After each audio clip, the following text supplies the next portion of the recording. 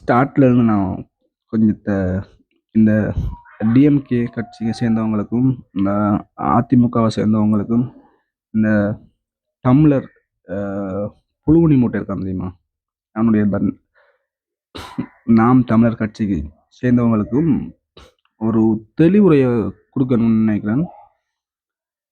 அவர் அரசியலுக்கு வரும்போது, நம்ம சிஎம் விஜயண்ணா அரசியலுக்கு வரும்போது நீங்கள் ஃபஸ்ட்டு வச்ச குற்றச்சாட்டு அவரால் ஒரு மாநாடை எளிதிலும் நடத்த முடியாது, நடத்தி காட்டினார். சரியா? இந்த கூட்டமெல்லாம் ஓட்டம் மாறாதுன்னு சொன்னீங்க. ஸோ அதை நிறைவேற்றி காட்டினார்.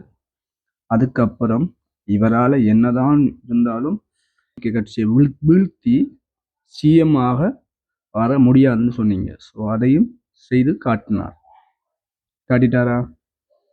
இப்போ தெளிவா பாருங்க, லஞ்சம் ஊழலற்ற ஆட்சியை தமிழகத்துல கொடுக்கவே முடியாதுன்னு நினைச்சாங்க. ஸோ எல்லா கட்சிகளும் அதையும் நிறைவேற்றி காட்டிட்டாரு. மற்றது கூட்டமைப்பு ஆட்சி. சரியா? ஒரு கூட்டாட்சி தமிழகத்துல கொண்டு வர இயலாதுன்னு சொன்னாங்க இரு கட்சிகளும். இதுக்கு முதல் ஆண்ட கட்சிகள் இரு கட்சிகளுமே ஒரு கூட்டமைப்பு ஆட்சியை கொண்டு வர இயலாது தமிழகத்துல, அது மக்களை ஏற்றுக்கொள்ள மாட்டாருன்றாங்க. அதை நிகழ்த்தி காட்டினாரு. அதுவும் சக்சஸ் ஆச்சா?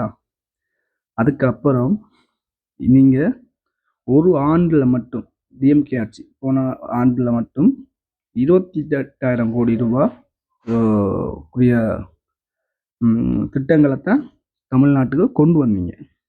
ஆனா நம்ம விஜயண்ணா சரியா 100 நாள்ல கொஞ்சம் நஞ்சம் இல்லை, அதாவது 100 நாள்ல 1 lakh crore, சரியா, 1,00,000 கோடி ரூபாய் முதலீட்டுகளை குவிச்சிருக்காங்க இந்த டிவிகே ஆட்சியில.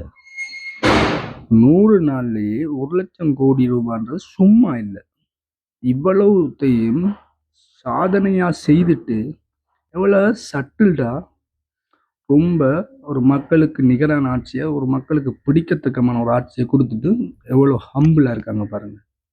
இதை பார்த்து உங்க ஆட்சியில் உள்ளவங்க எல்லாம் இனி வார காலகட்டத்தில் திருந்தணும்.